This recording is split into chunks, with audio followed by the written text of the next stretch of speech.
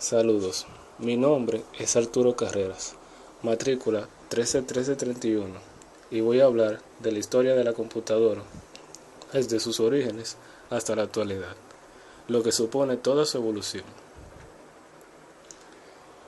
Se dice que los primeros indicios de crear computadora vinieron del tiempos remotos, donde ya el conocimiento era lo suficientemente para permitir el cálculo y la necesidad de emplear estos mismos. Más específicamente en el 2500 a.C. con el ábaco, que fue un artefacto con dicho propósito. Esta es la idea más simple de lo que hoy en día hace una computadora, que no es más que seguir haciendo cálculo pero con operaciones binarias. Más tarde, el humano fue desarrollándose y volviéndose más complejo, y como consecuencia, sus necesidades también fueron creciendo. Esto hizo que buscara eficiencia en el desarrollo de sus metas. Ya para el 1654, Blaise Pascal inventó lo que sería la idea más remota de una computadora, que sería la primera calculadora, la pascalina, que era un sistema de engranajes que resolvía operaciones matemáticas. En el 1951 se conocería la UNIVAC 1 como la primera computadora formal creada en Estados Unidos para el conteo de selección de votos presidenciales, y en el 1952 fue desarrollado la IAS Machine, formalmente conocida como la primera computadora digital. Primera generación de computadoras, 1938 hasta 1958.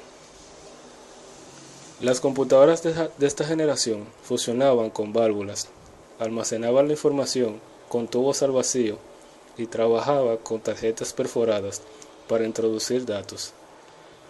Estas computadoras se caracterizaban por ser muy arcaicas, ya que tenían un tamaño grande y por lo tanto consumían mucha energía, lo que llevaba a producir mucho calor, y encima de esto eran muy lentas y el uso de las tarjetas perforadas no era muy eficiente. Segunda generación de computadoras, 1955-1963. En esta generación tenía los mismos problemas que la primera generación acerca del tamaño, lentitud y consumo de energía. A diferencia que su eficiencia a la hora de procesar se desarrolló un poco más por el reemplazo de los tubos al vacío por transistores. Estos consumían menos y eran significativamente más pequeños. También destacan en esta fecha el surgimiento de COBOL y Fortran como lenguaje de programación. Tercera generación de computadoras, 1964-1970. En esta generación ya se notan grandemente los cambios, ya que surgen los circuitos integrados que reemplazan transistores para el proceso de datos, que eran mucho más eficientes y permitieron el abarate de costos y reducción del tamaño de los equipos, siendo el primer mini ordenador creado en esta generación, que era el PDP-8. Cuarta generación de computadoras, 1971-1983.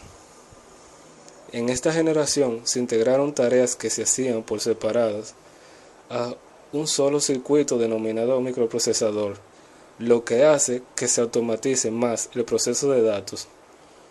También en esta generación se desarrollaron las supercomputadoras y la idea de comercializar microcomputadoras.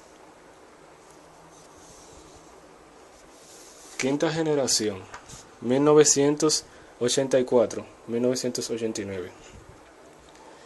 Ya IBM en esta generación se había propuesto y había realizado su primera computadora personal, que era la IBM 5100, y el desarrollo de hardware era muy acelerado en esta generación, por lo que se enfocó más en el desarrollo del software. Sexta generación, 1989 hasta la actualidad. Las computadoras hoy en día tienen un gran desarrollo a tal punto de crear dependencia casi en toda la labor, debido a la automatización superior que ésta supone, ha dado un paso tan grande que supone grandes avances como son desarrollos de inteligencia artificial compleja, como por ejemplo es el robot Pepper. Conclusión.